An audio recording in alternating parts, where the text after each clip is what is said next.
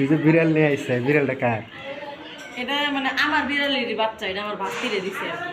তো কান্তি কান্তি গেট দিয়ে ঢুকলি ঘটনা কি? কষ্ট লাগতেছে, এটা আমি ভালোবাসি না, ভালোবাসার জিনিস না আমার। তো বিড়াল রে যে মানুষ এত ভালোবাসা আগে জানতাম না।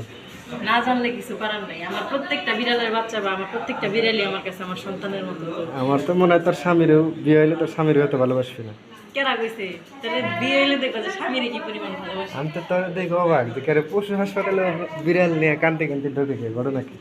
কেন মানে পশুর জন্য কি কান্না করা নিষেধ নাকি? ওরা যে পরিমাণ আমার ভালোবাসা দেয়, ওদের ভালোবাসার জন্যই চেষ্টা করি ওদের জন্য কিছু করার। নিতু তাহলে দর্শকদের উদ্দেশ্যে কিছু কর।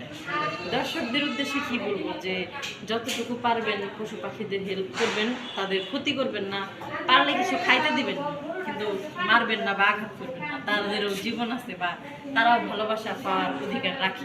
এটা যদি আমি রিলস ভিডিওতে ছাড়ি